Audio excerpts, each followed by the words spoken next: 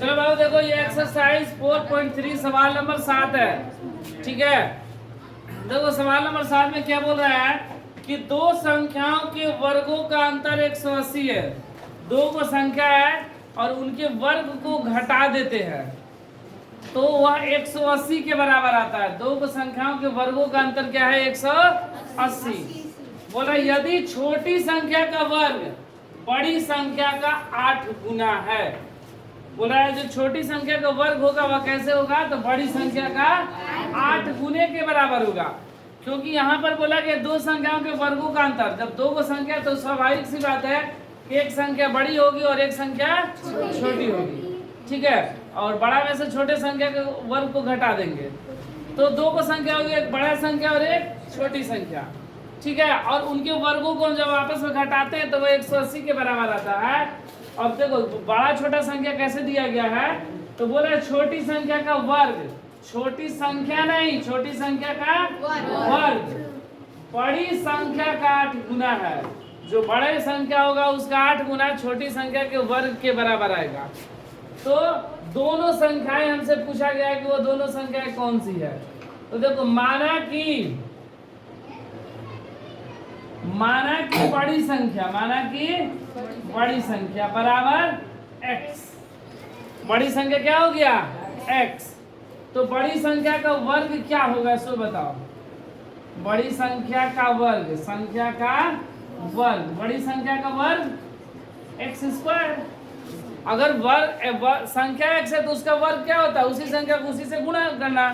मतलब जैसे 2 का वर्ग 2 दूना 4 होता है, 3 का वर्ग 3 3 का 9 होता है, उसी तरह x का वर्ग x स्क्वायर। ठीक है, अब छोटी संख्या, यहाँ पर देखो छोटी संख्या क्या है हमें नहीं पता है। छोटी संख्या पता है? नहीं, लेकिन हमको पता है कि छोटी संख्या का वर्ग, छोटी संख्या का वर्ग, यहाँ पर क्या बोला गया है? छोटी संख्या का वर्ग, छोटी संख्या का वर्ग दिया गया है। छोटी संख्या का वर्ग बड़ी संख्या का 8 गुना, बड़ी संख्या का 8 गुना, बड़ी संख्या x तो इसका 8 गुना छोटी संख्या का वर्ग मतलब 8x। ठीक है, बात समझ में आया? देखो बड़ी संख्या x हुआ, क्या बोला गया है कि छोटी संख्या का वर्ग, छोटी संख्या का वर्ग बड़ी संख्या का 8 गुना, तो बड़ी संख्या x तो उसका 8 गुना, तो छोटी संख्या का वर्ग कितना? 8x। बड़ी संख्या x तो बड़ी संख्या का वर्ग x स्क्वायर, छोटी संख्या का वर्ग 8x।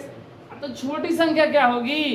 जैसे देखो बड़ी संख्या का वर्ग स्क्वायर होता है तो उसी तरह छोटी संख्या का वर्ग दिया है और छोटी संख्या पूछा जाए तो यह स्क्वायर है तो ये क्या चीज में हो जाएगा? रूट में होगा, होगा ना। अब देखो प्रश्न से क्या बोला गया है? प्रश्न से बोला गया है कि दो संख्याओं के वर्गों का अंतर, मतलब बड़ी संख्या का वर्ग माइनस छोटी संख्या का वर्ग ना। बड़ी संख्या का वर्ग कितना? x स्क्वायर माइनस छोटी संख्या का वर्ग 8x। किसके बराबर? 180 के बराबर।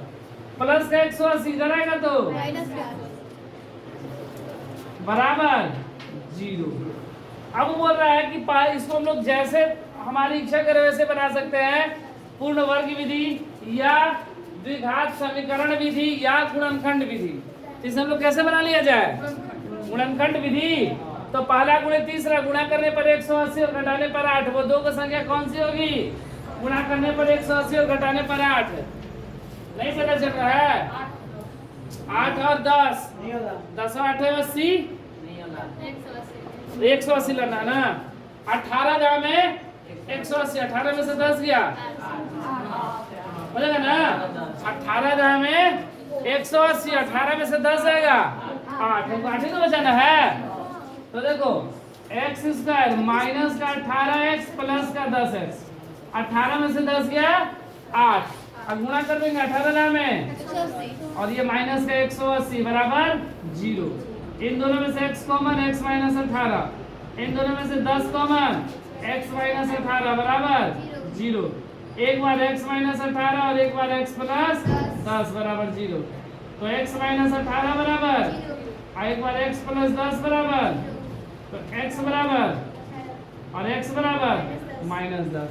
अब देखो x बराबर एक आया कितना 18, एक आया माइनस 10, और हमसे संख्या जो होगा यहाँ पर कौन सी संख्या होगी, धनात्मक होगी ऋणात्मक नहीं होगी, इसलिए x का मान x का मान 18 भी और माइनस 10 भी है, लेकिन यहाँ पर x का मान क्या होगा, प्लस का 18 होगा, माइनस क्यों नहीं होगा। तो मान लो कि अगर माइनस यहाँ पर हम लोग रखते हैं 10, माइनस का 10 रखेंगे, जब छोटी संख्या लेंगे तो यहाँ अंदर रूट के अंदर माइनस पढ़े हम लोग अभी तक, तो इसलिए माइनस नहीं लेंगे, कौन सा लेंगे, बड़ी वाली। इसलिए बड़ी संख्या मेरा क्या हो गया 18, और छोटी संख्या क्या होगी,